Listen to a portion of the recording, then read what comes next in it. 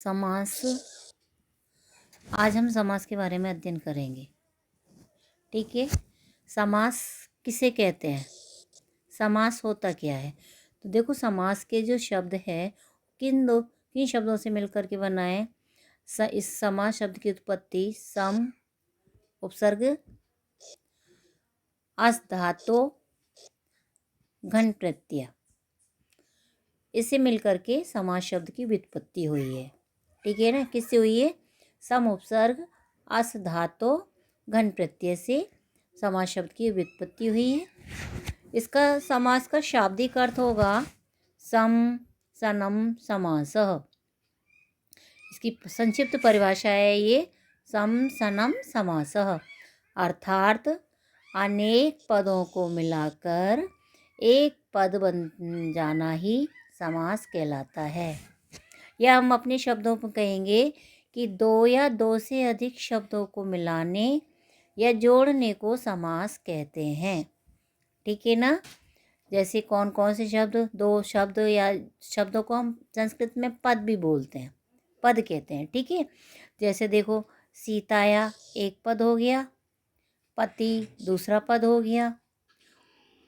तो इन दोनों पदों को मिला करके इसमें क्या है, विभक्तियों का लोप हो गया और शब्द बना आपका सीतापति। सीताया पति का मतलब है सीता का पति, और जब इनको मिलाया दोनों पदों को तो ये समस्त पद बन गया सीतापति। ठीक है ना। समास शब्द की उत्पत्ति दो या दो से अधिक शब्दों या पदों को मिलाने या जोड़ने को समास कहते हैं। जैसे दो शब्द हैं सीताया पति, ये समस्त पद बन गया सीतापति। ठीक है ना। आगे देखिए, इसमें समास में समस्त पद में क्या होता है, सामासिक पद या समस्त पद के अंतर्गत विभक्तियों का लोप हो जाता है। क्या होता है? विभक्तियों का लोप, तब हमारे पास सामासिक पद बन करके आता है। ठीक है ना। जैसे देखो, राज्य पुरुष, राज्य मीन्स राजा का पुरुष, राजा का पुरुष, क्या अर्थ होगा इसका? राजा का पुरुष। अब इसमें विभक्ति कौन सी है? का, षष्ठी विभक्ति है ये। कौन सी विभक्ति है? षष्ठी। षष्ठी विभक्ति इसमें लग रही है राज्ञ, राजा का जो शब्द है षष्ठी विभक्ति में राज्ञ होता है, तो राजा का पुरुष। इसमें विभक्ति का जब लोप हो गया तो ये बना अपना राजपुरुष। क्या बना? राजपुरुष। ठीक है ना। इस तरह से शब्दों में से विभक्तियों का लोप होकर के हमारे पास सामासिक पद या समस्त पद बनता है। ठीक है। अब देखो, समास के भेद। समास के भेद 6 माने जाते हैं।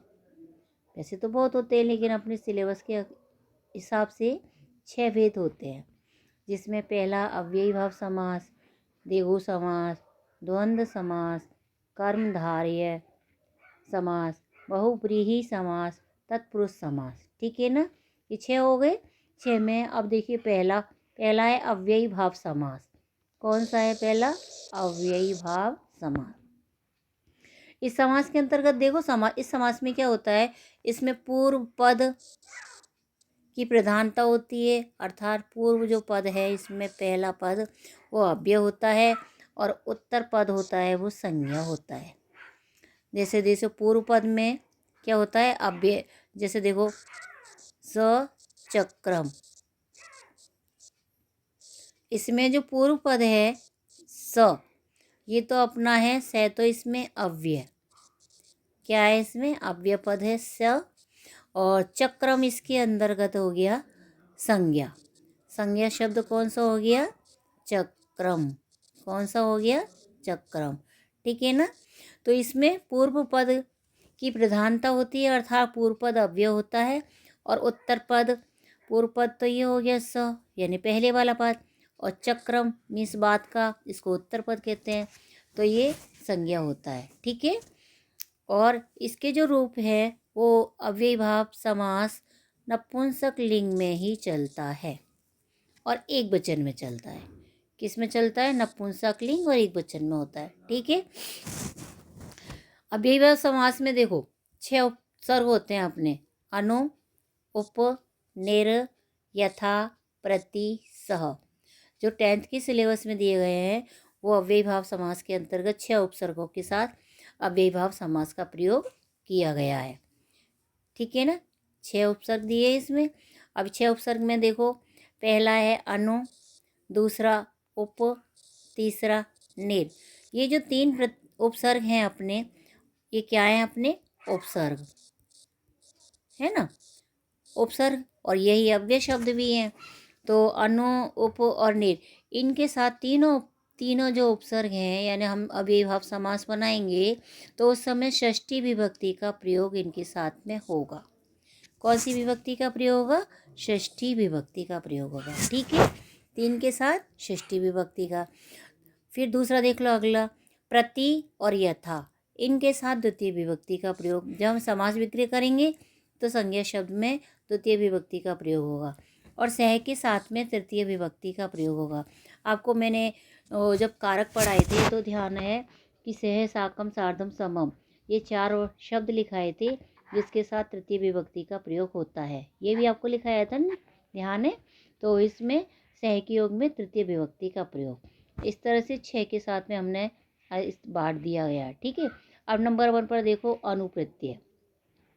अनु का अर्थ होता है पीछे। अनु मीन्स क्या होता है? पीछे। ये पीछे, और पीछे को शब्द के लिए लिखते हैं हम पश्चात। क्या लिखते हैं? पश्चात मीन्स पीछे। ठीक है, तो अव्ययी भाव समास में अनु उपसर्ग का प्रयोग पश्चात या योग्यता, 2 अर्थों में इसका प्रयोग किया जाता है। किसके अर्थों में? 2 अर्थों में प्रयोग किया जाता है। और इसमें क्या होता है? इसमें षष्ठी विभक्ति का प्रयोग भी होता है। इसमें षष्ठी विभक्ति का प्रयोग भी किया जाता है, का प्रयोग भी किया जाता है।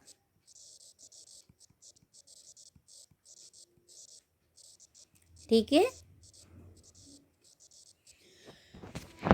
अनु शब्द आएगा तो इसके स्थान पर लगाएंगे हम पश्चात, और फिर इसमें लगाएंगे हम संज्ञा शब्द में षष्ठी विभक्ति। ठीक है, जैसे देखो, अनुगुणम, अनुरूपम, अनुरथम, अनुगंगम, अनुराजम।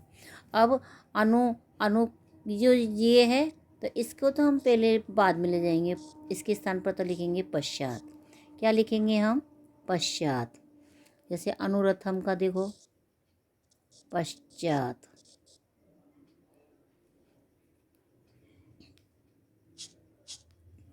पहले तो लिखेंगे अनुगुणम, गुण की षष्ठी भी हुई, इसमें क्या होगा? गुणों, अनुगुणम, गुण के पीछे, गुणों के पीछे, तो क्या लिखेंगे हम?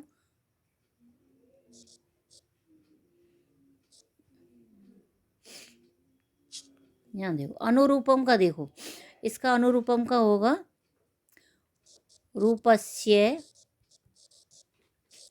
योग्यम। ये योग्य अर्थ में है। किस में है?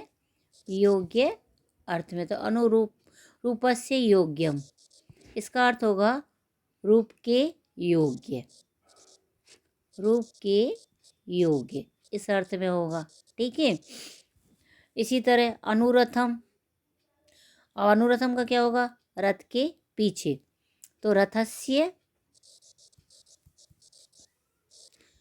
इसके पीछे आ रहा है ना, तो पीछे शब्द के लिए लगेगा रथस्य पश्चात। क्या लगेगा? रथस्य पश्चात, रथ के पीछे। क्या होगा इसका? रथ के पीछे। ठीक है, नेक्स्ट देखो, अनुगंगम। अब गंगा शब्द इसमें स्त्रीलिंग है, स्त्रीलिंग गंगा की तृतीय रमा के हिसाब से रमाया होता है, तो इसका होगा गंगाया। क्या होगा? गंगाया, गंगाया पश्चात, गंगा के पीछे। ठीक है, गंगाया पश्चात, गंगा के पीछे।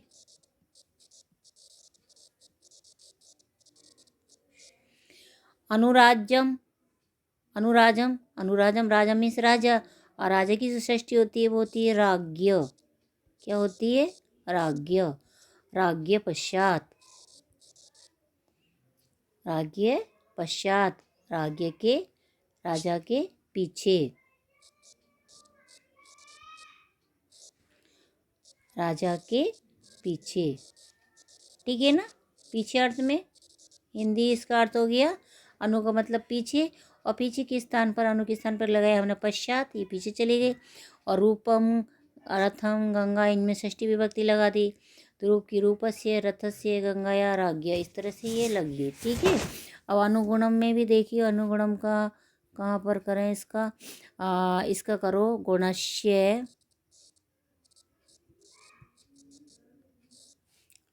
गुणस्य गुणस्य योग्य, इसका नीचे करते हैं। देखिए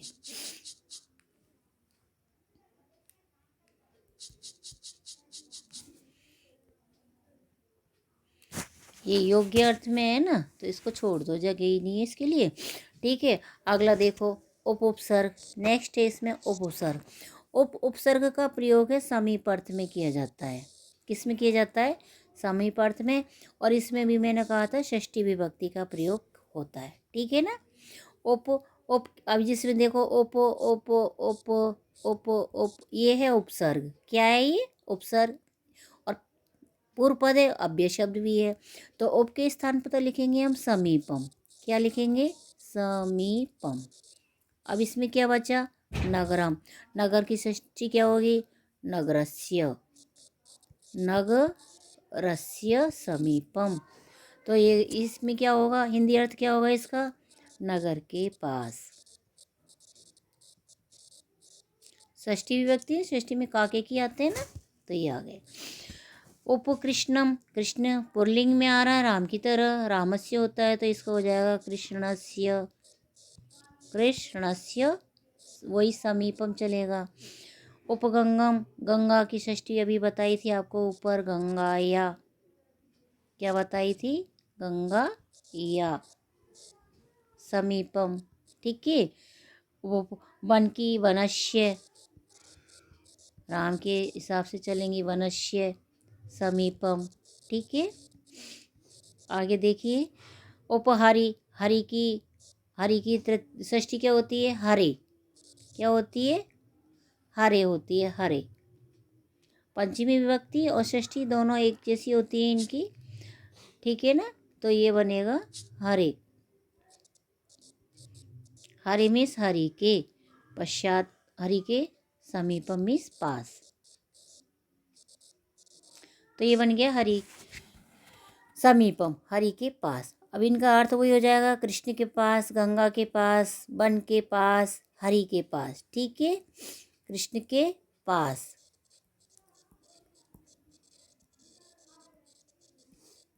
ठीक है ना। ऐसी तरह से हरि, हरि विष्णु को भी कहते हैं, तो हरि के पास।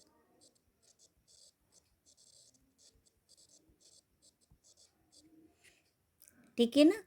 वन के पास, वन के पास। और गंगा के पास, गंगा के पास। इस तरह से इनके अर्थ हो गए। ठीक है। ये दो समझ में आ गए। उप की क्या होती है? उपसर्ग का प्रयोग पास समीप अर्थ में होता है, षष्ठी विभक्ति का प्रयोग होता है। इस तरह से उदाहरण हो गए। अब तीसरा देखिए निरुपसर्ग। निर होता है अभाव अर्थ के लिए, किसी चीज़ की कमी होना, है ना। और इसमें भी षष्ठी विभक्ति का प्रयोग। अब तीन में षष्ठी का हो जाएगा। अब देखो इसमें है निर्जन। अब इसमें क्या होता है? देखो जो जैसे निर्जन, निर्धन, निर्बल और ये निर्धन, निर्बल और निर्धन, निर्बल, इसमें दो बार रिपीट हो गया ये। निर्जन, निर्जनी, अभाव। निर के लिए हम क्या लिखेंगे? अभाव। क्या लिखेंगे? अभाव। अब बचा क्या? अपना जन। तो इसका अर्थ होगा लोगों का अभाव। और लोगों का बहुवचन में आ गया ना, तो लोगों का, रामा नाम होता है ना, रामा, ऐसे ही। तो इसमें हो जाएगा जना नाम। षष्ठी विभक्ति लगेगी जना नाम। लोगों का अभाव। क्या अर्थ होगा इसमें? लोगों का अभाव। ठीक है ना। या लोगों की कमी। जहाँ पर लोगों की कमी होती है उस स्थान को हम कहते हैं निर्जन। ठीक है। ये वन का भी पर्यायवाची शब्द होता है निर्जन। ठीक है। निर्मक्षिकम, मक्षिकम कहते हैं मक्खी, मक्खियों की कमी, जिस स्थान पर मक्खियों की कमी हो उसको कहते हैं निर्मक्षिकम। तो इसमें क्या लगाएंगे, मक्षी की बहुवचन होगा, इसमें मक्षिका नाम क्या होगा, मक्षिका नाम। ठीक है, मक्खियों का, फिर बस वही वर्ड आ जाएगा अभाव, अभाव मीन्स कमी, मक्खियों की कमी। ठीक है, किसकी कमी, मक्खियों की कमी या मक्खियों का अभाव। अगला देखो, निर्धन, निर्धन हो गया धनस्य, धनस्य अभाव है, इसमें एक वचन लगेगा क्योंकि ये जो होता है ना, धन हुआ, बल हुआ, ये ऐसे नहीं बोलते इसको धनों का अभाव, बलों का अभाव, इसमें धन का अभाव, बल का अभाव बोलते हैं, तो एक वचन में आता है ये। ठीक है, तो इसको धनस्य अभाव लिखेंगे हम, ध्यान रखना इस चीज को। इसका भी बलस्य अभाव है, क्या होगा, बलस्य अभाव है, बल का अभाव। ठीक है ना, धन का और बल का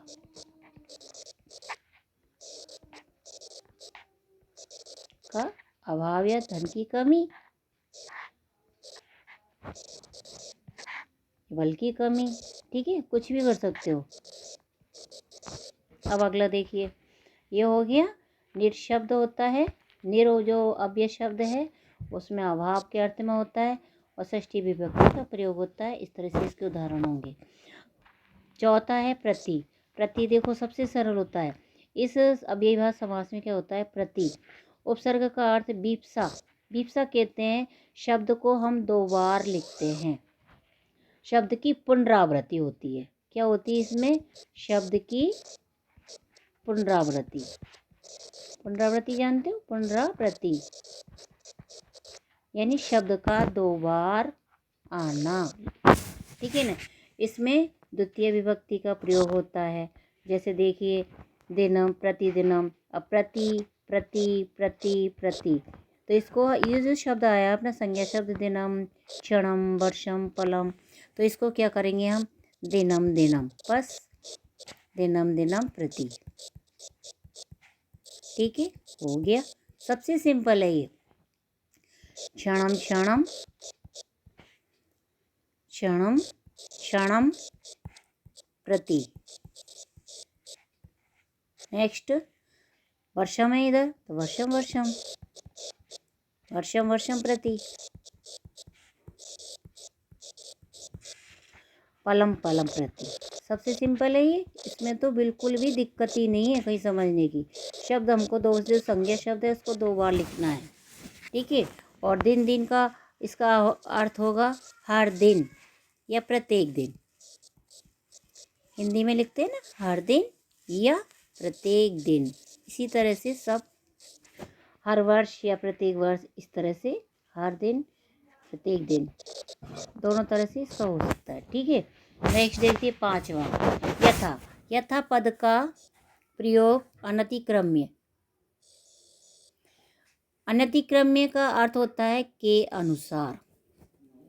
क्या होता है, के अनुसार अर्थ में प्रयुक्त होता है, और इसमें भी द्वितीय विभक्ति का प्रयोग होता है। मैंने ऊपर बताया ही था आपको कि दो में द्वितीय विभक्ति का प्रयोग होता है। जैसे देखो, यथाशक्ति, यथा भक्ति। अब इसमें यथा अव्यय शब्द है, इसमें यथा, यथेच्छम है ना, तो इसमें यथा प्लस इच्छम होगा। ठीक है ना, संधि करने पर। तो देखो इसमें शक्ति, भक्ति, इच्छम, तो इसका क्या होगा, देखो यथा के स्थान पर तो हम लिखेंगे अनतिक्रम्य। क्या लिखेंगे, अनतिक्रम्य। और इसकी में द्वितीय लगा देंगे। द्वितीय में लगाने के लिए क्या है हमारा, सबसे सिंपल है कि इसमें अनुसार लगा दो, हो गया। शक्तिम अनतिक्रम्य, भक्तिम अनतिक्रम्य, भक्तिम अनतिक्रम्य। ठीक है, इसी तरह से यथा, इसमें क्या होगा, इच्छम, इच्छा शब्द है, इच्छाम अनतिक्रम्य। ठीक है।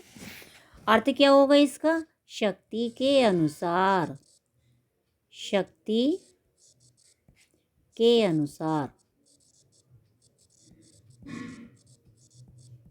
अनुसार में आया था ना इसमें, के अनुसार के उसमें अर्थ में प्रयुक्त होगा। तो अनतिक्रम्य का मीन्स होता है के अनुसार। इसका भक्ति के अनुसार क्या होगा? भक्ति के अनुसार। और इसका होगा इच्छा अनुसार। क्या हो जाएगा? इच्छानुसार, इच्छा के अनुसार। ठीक है, इच्छा के अनुसार या इच्छा अनुसार। ठीक है ना। अब आगे देखिए नेक्स्ट, यथा विधि। अच्छा, एक और रह गया अपना यथा। तो इसमें यथा विधि होगा, विधिम नहीं होगा। क्या होगा? यथा विधि। तो यथा विधि वही विधिम